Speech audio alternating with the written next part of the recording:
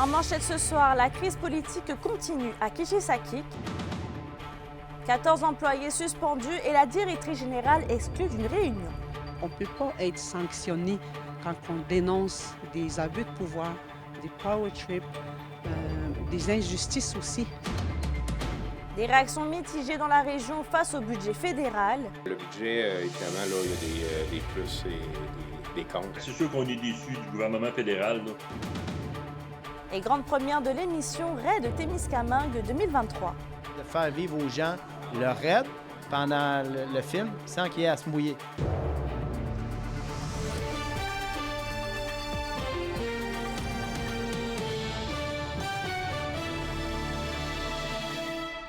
Bonsoir tout le monde et bienvenue au TVA de 18h. Après la suspension de 14 employés et l'exclusion de la directrice générale à une réunion du conseil de bande, rien ne va plus dans la communauté de Kishisakik. Reportage de Kémilia La Liberté. On ne peut pas être sanctionné quand on dénonce des abus de pouvoir, des power trips. Les membres du conseil de bande de Kishisakik étaient réunis ce matin lors d'une rencontre à huis clos dans la foulée de la crise politique qui sévit dans la communauté. Butée à un refus de pouvoir participer à la réunion, la directrice générale continue de dénoncer les agissements du dirigeant et des élus qu'elle considère d'antidémocratiques. Je me suis fait tasser sans avis, sans aucune considération, sans évaluation de la part du conseil par l'entremise du chef. La démocratie à Kishisakik, là, pour remettre de l'ordre, là, elle va être difficile à relever. Pourquoi? Parce que c'est toute sa famille immédiate qui s'ingère. De son côté, le chef Régis Pénossoué assure que la réunion s'est tenue en toute légitimité. Dans le jargon politique, le huis clos, c'est strictement réservé à ce que j'en comprends, puis selon les recherches que j'ai pu faire, c'est les élus. Comme cela, notre conseil de banque est composé de 5 membres élus. Un chef, un vice-chef et 3 conseillers. Pour mettre la lumière sur les allégations des derniers mois, le conseil de Kishisakik a pris la décision de mandater la firme Cain Lamar afin de mener une enquête indépendante. 14 employés de la communauté sont également suspendus avec solde pour une durée indéterminée en raison d'actions qu'ils auraient posées à l'égard du conseil. C'est une demande qui a été faite. On va aller de l'avant, que je m'engage personnellement aussi politiquement.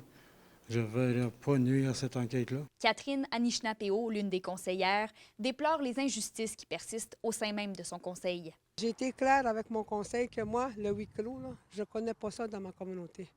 La transparence, moi, que je veux. C'est sûr que moi, je ne vous promets pas qu'il n'y a rien qui va sortir de cette rencontre. Depuis lundi, des membres de Kishisakik bloquent l'accès à la communauté aux travailleurs qui proviennent de l'extérieur afin de mettre de la pression sur le conseil de bande. Je ne sais pas qu'est-ce qui se passe. Tous les projets, entre autres l'éducation, tous les développements ont été arrêtés. Aussi longtemps que la résolution n'a pas été signée, mais on va rester là. C'est sûr que ça va dépendre de ce qui va arriver. Le chef de la communauté demande la levée du barrage et le maintien de l'ordre public. À partir de là, nous, là, le blocus, c'est qui saisse. Là, on a mis des choses en place pour faire la lumière de cette situation-là. Kémilia La Liberté pour RNC Nouvelles. Et d'ailleurs, dans une déclaration écrite, le ministre québécois responsable des relations avec les Premières Nations et les Inuits, Yann Lafrenière, mentionne avoir eu 2 rencontres la semaine dernière, l'une avec les membres du conseil Kishisakik et l'autre avec leurs opposants. Il leur a rappelé son inquiétude concernant l'accès des membres de la communauté à des services tels que les soins de santé et il invite donc les membres de la communauté à trouver des solutions. Il tend également la main à son homologue du gouvernement fédéral afin qu'il puisse les soutenir dans leur recherche de solutions. Dans la région, les réactions sont plutôt mitigées face au budget fédéral qui a été déposé hier. Un déficit de 40 milliards de dollars est prévu pour la prochaine année avec aucun plan de retour à l'équilibre budgétaire. Kimberly Hall a les détails. Les Témiscabitibiens rencontrés dans la rue sont divisés face au budget fédéral déposé par la ministre des Finances, Chrystia Freeland.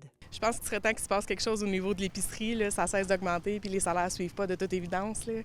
Je pense qu'il y a une grosse problématique là-dedans. C'est correct, là. Il a décidé de dépasser un peu, là. C'est bon. Les affaires pour les dents, puis tout, là, c'est correct, ça. On est toujours plus dans le déficit que d'autres choses. Il n'y a pas vraiment d'avantage. Il est diplomate, il fait bien l'affaire. La Chambre de commerce et d'industrie de Rouyn-Noranda se dit satisfaite des mesures mises en place pour améliorer l'offre de logement. Par contre, on se dit déçu du manque de mesures pour alléger le fardeau fiscal des entreprises. Il n'y a rien d'annoncé pour le soutien aux petites entreprises. Il y a certaines entreprises avec l'inflation qui sont un petit peu plus en difficulté que le gouvernement semble penser. Donc, on aurait aimé avoir un petit peu d'aide de ce côté-là. Aucune annonce non plus pour les régions qui ont rapport au transport, que ce soit par la route ou que ce soit la desserte aérienne. Du côté de l'Union des producteurs agricoles de l'Abitibi-Témiscamingue, le président Pascal Roux est déçu que le gouvernement Trudeau a fait peu d'annonces pour améliorer les conditions des agriculteurs. De plus, aucune mesure concrète n'a été mise en place pour lutter contre les changements climatiques. On s'attendait à un peu plus, là, surtout que le gouvernement fédéral fait des annonces un peu partout dans toutes les sphères d'activité, sauf en agriculture, on dirait. Les entreprises agricoles, bien, il y aurait une baisse de revenus nets d'à peu près 50 en 2023, puis de 85 en 2024. Là. Au niveau du coût des intérêts, là, je pense qu'il y aurait pu avoir de quoi qui aurait pu se mettre en place. Les députés fédéraux de la région, Sébastien Lemire et Sylvie Bérubé, sont d'avis que le gouvernement Trudeau empiète sur les compétences des provinces. Ils ajoutent que le budget n'apporte pas assez d'avantages pour les Québécois. On n'aura pas d'éléments pour la construction de complexes sportifs, qui est un besoin évidemment assez criant en Abitibi et au Témiscamingue. Les aînés n'ont pas de budget supplémentaire, particulièrement ceux de 65 à 75 ans. Nous, ce qui est important, c'est qu'il n'y a pas d'ingérence au niveau provincial, et c'est le cas présentement. Donc, qui donne les argents au Québec, puis à ce moment-là, ils vont gérer eux-mêmes leur façon de faire au niveau des logements, de la santé, des services sociaux. Kimberly Hall, RNC Nouvelles. D'ailleurs, quelles sont les principales mesures qui pourront bénéficier à la classe moyenne? Une associée experte en fiscalité nous éclaire. Beaucoup de mesures pour le logement. Donc, le gouvernement fédéral, il va avec des investissements majeurs en logement. On parle de 8,5 milliards sur les 5 prochaines années. Pour la construction de, je pense, c'est 3 millions de nouveaux logements à travers le pays. Le gouvernement fédéral, très créatif dans sa recherche de logement. Donc, on va regarder les bureaux de poste, on va regarder les bureaux fédéraux qui sont sous-utilisés, les bases militaires. Pour les handicapés, il va y avoir des nouveaux crédits. On parle de 2 400 $ pour les personnes handicapées à faible revenu, 18-64 ans. Dès 2025, ça va être disponible. Donc, c'est quelque chose d'intéressant. Il y a quand même des taxes qui augmentent, les taxes sur le vapotage, les taxes sur la cigarette augmentent aussi. Le régime épargne-études, c'est quelque chose qui est un peu méconnu. En ce moment, il faut inscrire nos enfants pour avoir droit aux 2 000 $ de bonification du fédéral pour la bourse d'études. À partir de 2028-2029. Donc, les enfants qui sont nés en 2024 vont être automatiquement inscrits à l'âge de 4 ans pour avoir droit à ce 2 000 $ là, de bourse d'études. Donc, c'est vraiment intéressant et tous les enfants vont pouvoir en bénéficier. Vos réponses à la question du jour TVA. Une présentation de la Clinique infirmière Nord-Ouest partout dans la région. Nous vous offrons des consultations rapides avec des infirmières et infirmières praticiennes spécialisées et un nouveau service de téléconsultation. Contactez-nous pour plus d'informations ou visitez notre site Web. Et la question du jour, on vous demandait, êtes-vous satisfait du budget fédéral 2024? Vous avez répondu non à 89 %.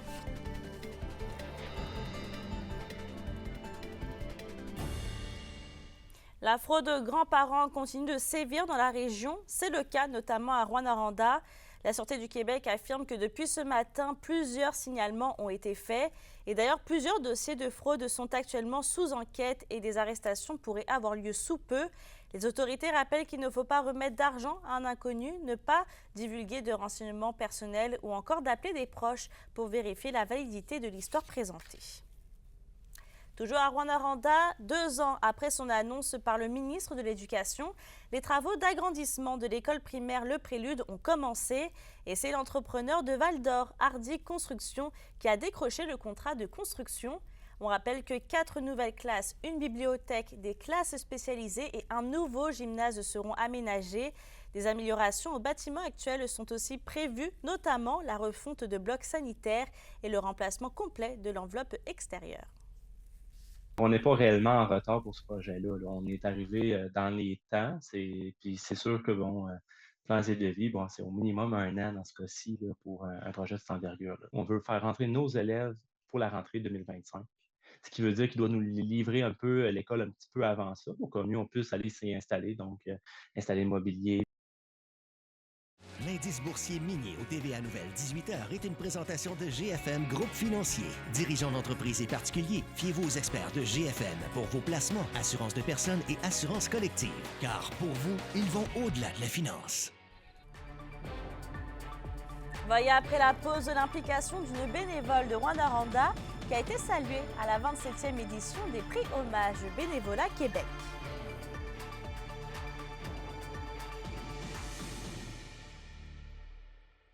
Les SADC de l'Abitibi-Témiscamingue et du nord du Québec vous présentent la bonne nouvelle économique TVA. L'entreprise Lassar Fleuriste offre depuis son réaménagement au Carrefour Lassar une qualité et une diversité de fleurs, d'accessoires, d'aménagements floraux personnalisés ainsi que la livraison partout en Abitibi-Ouest. Cet investissement de plus de 30 000 $ maintient la création de 4 emplois tout en accroissant la qualité et l'offre de services. Les SADC, partenaires de l'économie de la région. Le ministre régional Jean Boulet a souligné l'implication d'une bénévole rwandarandienne depuis 21 ans auprès de ses concitoyens. Lucille Bolduc, 91 ans, est mise en lumière parmi une quarantaine de Québécois à la 27e édition des prix Hommage Bénévole Québec, Yvon Moreau. Vous avez quel âge? 91. 80. Ouais, 91, là. Quand ça? Mais l'âge, c'est rien, ça. Ils sont en forme, là, c'est rien. Pour être en forme, il faut faire des activités. Vous avez essayé de quitter la maison? Non, j'ai essayé de voir si quelqu'un voudrait me remplacer puis serait capable. Parce qu'il faut toujours être présente quasiment. Puis moi, je sors à peu près jamais, là. C'est pas le fun de ne pas faire de bénévolat. C'est pas le fun de rien faire. Puis il en manque, il faut en avoir d'autres bénévoles. Parce que là, ils vont tous les semaines des mêmes. Puis s'il y en a plus, bien, une semaine de temps en temps. Parce que quand on en manque, ils sont partis en congé, là, c'est difficile des fois. On vous a rendu un bel hommage hier. Comment vous vivez ça? Bien, pour moi, je prends ça comme si ce serait les bénévoles qui le mériteraient. Parce que si je les avais pas, je ne ferais pas du bénévolat, je ne pourrais pas y aller tous les jours, oui. C'était émouvant de recevoir ce prix-là du gouvernement? Oui, oui. Quand ils m'ont nommé pour m'en aller en avant, j'ai dit, il ne faut pas que je broye là. Parce que je suis pas de broyade d'avance. Mais là... C'est quoi le travail d'un bénévole? Le travail, il y a qui sont aux soins. Quand ils aident à la préposée, à donner des soins aux malades, faire le repas, faire le ménage de leur chambre tous les jours. Puis il y en a d'autres qui font du lavage. Cette année, là, ils ont fait dans un an 787 brassées de lavage. Ils sont 7 sur l'équipe. C'est un travail intensif, là, quand même. C'est un gros travail. Mais ceux qui vont faire du bénévolat, ils disent c'est parce qu'on aime ça puis on a décidé d'en faire. C'est quoi, pour vous, faire du bénévolat? Qu'est-ce que ça vous amène? Moi, c'est ça qui me fait vivre. Je me dis, pourquoi pas aider les autres? Parce que, premièrement, j'étais jeune quand j'ai décidé que je ferais du bénévolat. Vous avez travaillé à l'ouverture de la maison L'Envol. Oui. Vous voyez le temps qui passe. Est-ce que vous avez l'impression de faire du bien au monde? Oui, c'est sûr qu'on aide. Puis ils nous le disent.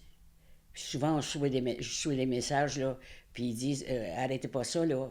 Essayez qu'il y ait toujours des bénévoles. Là. On a vécu, mettons, quand le père ou le mère, la famille, puis ils ont apprécié ça. Vivre sans la maison L'Envol, puis sans faire de bénévolat, c'est-tu possible? Je sais pas. En tout cas, c'est ça qui me fait vivre. Merci, Mme Bolduc. Puis on est heureux pour vous, puis je vous félicite au nom de tous les gens qui auront le plaisir de vous rencontrer, vous et vos bénévoles, à la maison L'Envol. Parce que je pense que c'est une façon de se faire du bien avant de partir.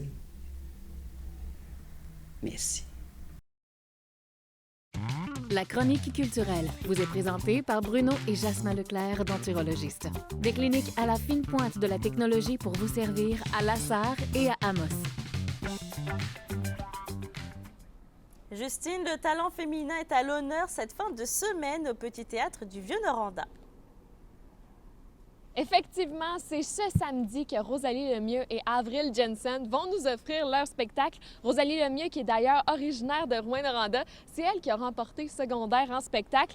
Quant à Avril Jensen, elle nous propose une musique pop à l'intersection de l'acoustique et du trap. Certains disent même que c'est la Billie Eilish du Québec. Alors c'est certain que ça va être une super belle soirée. Elle va être accompagnée sur scène de son père, l'artiste argentin franco-québécois Thomas Jensen. C'est une soirée qui risque d'être remplie d'émotions. Dans mes premiers shows de 1 heure où je fais pas des premières parties, je fais vraiment comme mon show complet. Fait que j'ai vraiment, vraiment hâte. Je vais faire plein de tunes de mon album qui n'est pas sorti encore puis qui va sortir à l'automne. Puis je suis accompagnée sur scène de mon père qui joue avec moi. Fait que c'est vraiment cool. Je suis très, très privilégiée de faire ça avec lui. Fait que ça va être vraiment le fun. Nous, on s'amuse sur scène. Fait que j'espère que ça se reflète dans le public, là, dans le fond. Oui, puis en plus, c'est la première fois que je m'en vais à Rouen, je pense. Fait que ça va être vraiment, vraiment le fun. J'ai hâte. Et Justine, Maxime Landry et Annie Blanchard, 2 anciens académiciens, sont de passage dans la région pour un hommage au country spécial. À tue-tête les hits de country d'hier à aujourd'hui dans leur spectacle Jolene and the Gambler. Le spectacle, c'est vraiment un hommage à Kenny Rogers et à Dolly Parton. Par contre, là, Maxime et Annie, ils n'imitent pas Kenny puis Dolly. Ils font vraiment un hommage à leur façon. C'est ça qui rend ce spectacle-là très spécial. Il y a aussi plusieurs artistes francophones qui vont être à l'honneur dans ce spectacle country. Il y a un band qui les accompagne, aussi un décor lumineux splendide et plein d'autres surprises qui vous attendent. Des artistes importants du country, il y en a une panoplie, mais pourquoi Maxime et Annie ont décidé de choisir Kenny Rogers et Dolly Parton? C'est la question à laquelle ils nous répondent. En fait, c'est Maxime qui est arrivé avec cette idée-là parce que Kenny Rogers est décédé en 2020. Et à un moment donné, on est en train de souper dans un resto, puis il me dit j'aimerais tellement ça rendre hommage à Kenny parce que j'ai l'impression qu'on n'a pas comme tant entendu parler de son départ à cause de ce qui se passait en 2020. Donc, j'ai dit si tu rends hommage à Kenny Rogers, moi, c'est sûr que je veux rendre hommage à Dolly avec toi parce que dans ma tête, je me disais je vais faire Islands in the Stream. Ouais. Mais c'est allé plus loin que ça parce que Maxime, qui est producteur de spectacles, de disques et tout ça, il m'a dit on va le faire, mais au complet. Comme on va vraiment rendre hommage à ces 2 artistes-là ensemble. Sont en spectacle ce soir au Théâtre Télébec de Val-d'Or. Demain, ils seront à la Sarre. Vendredi, au Théâtre du Cuivre à Rouyn-Noranda. Et pour terminer leur parcours en région, ils vont être à Ville-Marie ce samedi. Le spectacle Jolene and the Gambler fait vraiment danser les fans de country partout en région. Voici à quoi vous pouvez vous attendre pendant le spectacle. Un beau show country, premièrement. Pour les fans de country, mais même ceux qui n'aiment pas nécessairement ce genre de musique-là, c'est le commentaire qu'on reçoit le plus souvent. T'sais. Les chansons de Kenny Rogers et Dolly Parton étaient bonnes quand ils sont sortis, sont encore bonnes aujourd'hui. On a refait des arrangements au goût du jour, plus new country, plus actuels. Fait que c'est juste un gros party. C'est un show à grand déploiement avec des costumes, des décors qui sont en préparation, comme vous pouvez voir en ce moment. Mais ouais, une belle gang. On est 8 sur scène. On trippe. On trippe beaucoup. Les Huskies de Rouyn-Noranda remontent la pente hier contre les Tigres de Victoriaville. La Meute l'a emporté 4-1. On vous explique le tout dans un instant.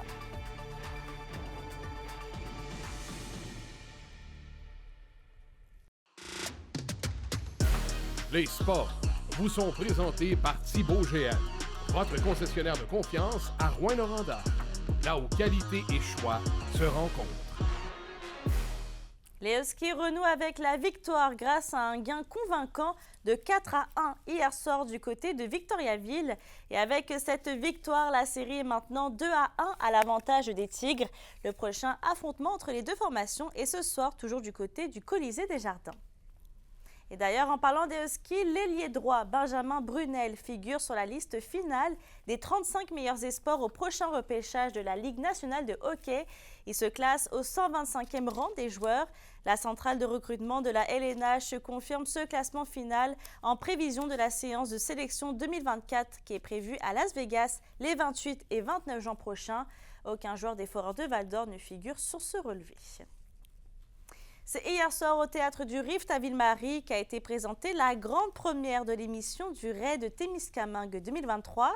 L'émission d'une vingtaine de minutes témoigne du succès de l'édition de l'an dernier et se veut une carte postale de toute la région puisqu'elle sera diffusée partout dans le monde. Alexandre Cabana. Oui, c'est important de le présenter à la population du Témiscamingue en primeur parce que c'est leur territoire, c'est leur terrain de jeu qui est mis en valeur dans cette émission. Un hommage à la nature brute du Témiscamingue. 2e édition seulement l'an dernier et déjà des athlètes de partout dans le monde y sont passés. Le Raid 2023 est maintenant dévoilé à l'écran. Puis pendant ce week-end-là, il se passe des histoires. Puis ils doivent passer à travers des épreuves qui sont magnifiques, puis d'autres fois qui sont difficiles. Puis l'idée aussi, c'est de montrer, quand on bâtit le parcours, c'est de montrer les plus beaux points de vue, les plus beaux points secrets de la région. Fait que ce qu'on essaie de faire, c'est de faire vivre aux gens le raid pendant le film sans qu'il y ait à se mouiller. Parce que vous allez voir, il y en a qui se mouillent ou ils vivent toutes les conditions. Une véritable carte postale. Après une diffusion au Québec, d'abord via une chaîne sportive québécoise, c'est le monde entier, soit plus de 50 pays, qui pourront être témoins tant des exploits des athlètes que de la splendeur de la nature du Témiscamingue. Le Témiscamingue, on le connaît, on l'habite, on le vit, on l'aime, mais de le voir de cette manière-là, ça change le regard qu'on porte sur notre territoire. Et de voir qu'il est propulsé à travers la planète dans plus de 150 pays, c'est 1,5 milliard de visionnements l'année dernière. De voir ce potentiel-là d'être vu, apprécié, désiré aussi, parce que ça attire des visiteurs, ça attire des gens, c'est unique. Avec une aide financière de près d'1 million de dollars du gouvernement canadien, les organisateurs peuvent rêver en couleur. Le volet jeunesse de la course prendra d'ailleurs de l'expansion afin d'accueillir la jeunesse témiscamienne en plus grand nombre cette année. On a déjà sur 50 places possibles chez les jeunes, on en a déjà 90 qui voudraient le faire, puis la tournée des écoles n'est pas encore toute faite. Après avoir parcouru l'est du Témiscamingue et les territoires de la Long Point First Nation, l'édition de cette année se déroulera dans le nord de la région. La collaboration de la Témiscamingue First Nation sera cette fois-ci de mise. Alexandre Cabana pour RNC Nouvelles. La météo, une présentation de Nicoloto de la Sarre, la capitale du pick-up. Vous y trouverez toujours le meilleur choix, toujours le meilleur prix. À la météo, Justine, l'habit de pluie sera de mise dans les prochains jours. Ben oui, ça paraît pas en ce moment parce que le soleil vient de sortir, ça fait du bien, mais vous allez en avoir besoin parce que ce soir et cette nuit, ça va être généralement nuageux avec un petit peu de pluie et un minimum de 3. Demain, là, sortez vos bottes à l'eau, comme on vient de dire, parce que partout en région, il va y avoir de la pluie intermittente et un maximum de 8. Puis un petit aperçu pour vendredi, eh bien, la pluie persiste. On va avoir des averses avec un maximum de 10. Fait que préparez-vous à affronter la pluie dans les prochains jours parce que le soleil devrait seulement se repointer le bout du nez en début de semaine prochaine. Fait que profitez des petits derniers rayons qui nous restent pour ce soir. Effectivement, merci Justine. Je termine avec le dossier de l'action collective contre le diocèse d'Amos concernant les agressions sexuelles subies entre 1940 à aujourd'hui. On vient d'apprendre qu'une entente de règlement a été faite. Donc le diocèse devra constituer un fonds d'un minimum de plus de 9 millions de dollars. Sur ce, je souhaite de passer une bonne soirée et on se retrouve demain.